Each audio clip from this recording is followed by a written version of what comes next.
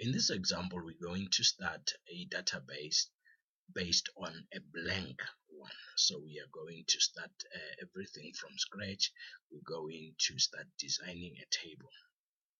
If you look at this view that we are in now, it's actually your datasheet view. This is actually the sample view that you will have of the finished product of your table.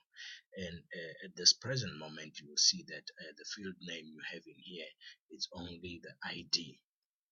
Now we might need to change this field names and do new field names and then define them as well. Now this is where we will understand what field names are and then what values the field names will be resembling. Now I'm going to go into the design view of my table. Firstly, I will have to save the table. It is a good practice to actually define the table by actually typing in the start of the table by TBL. It's just a common programming practice that people use. So I'm going to start a new table, and the name of the table is table computer courses.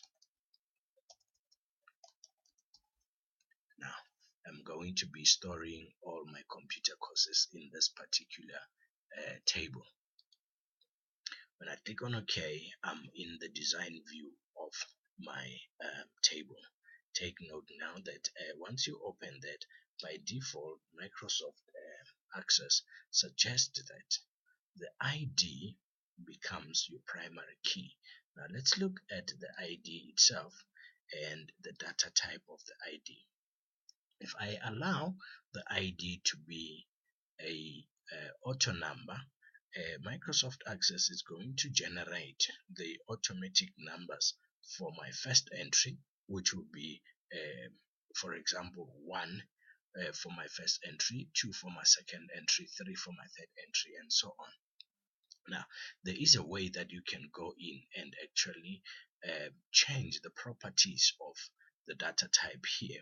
If you go in there, you can change the field size to say what actually is the field size of your auto number, just to make sure that the values in there are actually the same. So for example, if I go in here and say my field number, it's a replication ID and so on, so I can go in and change that. I can go in and also change the new values to say because it's an auto number, do they increase, do I have a 1 and a 2 and so on and so on. So we're going to be talking about this field properties a lot. Now I've got an option to go in and change this to say I don't need this to be a primary key. So at the moment I don't want a unique identifier for my table, so I switch off the primary key mode and I change this from being ID to being course ID. So this would be the number of a specific course in the list. So and I might want to change the data type to say the field it's actually text because I want to store this as a mixture of numbers and alphabets, so I want it to be text, the field to be text. Now the description here, when you design, you might want to remind yourself to say, what do you mean actually by a course ID? In this case, I want to say it's an ID given to a specific course.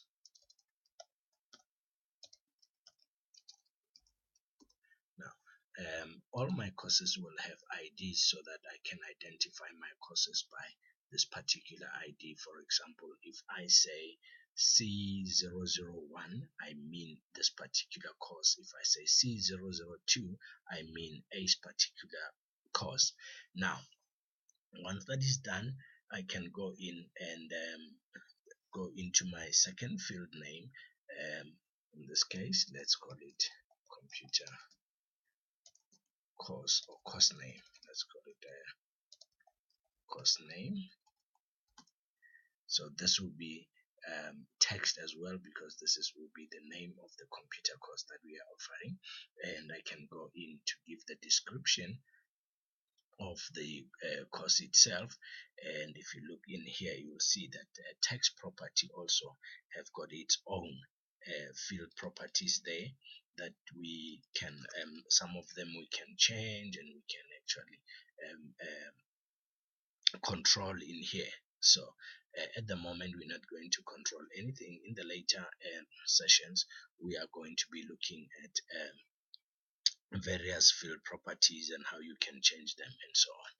Now let's go in and edit again, and put in the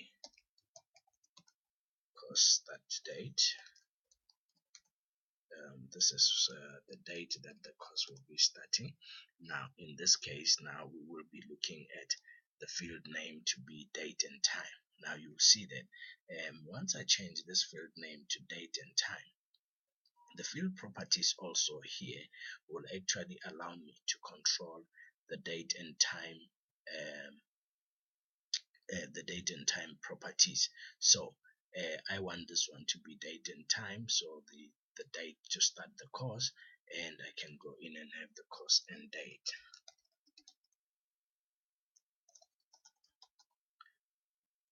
Course end date, and also its date and time. So we want the field property here to be date and time. We'll go in and select date and time. Okay, now once I've designed all the field properties that I want, I might want to go into my datasheet view and view the courses and the field names that I've designed.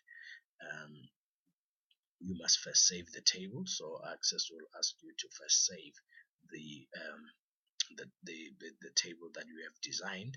So we say yes, and we've got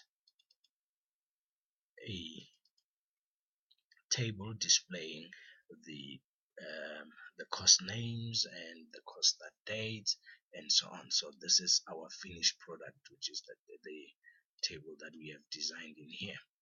Now once this is done, we can go in and start populating our table.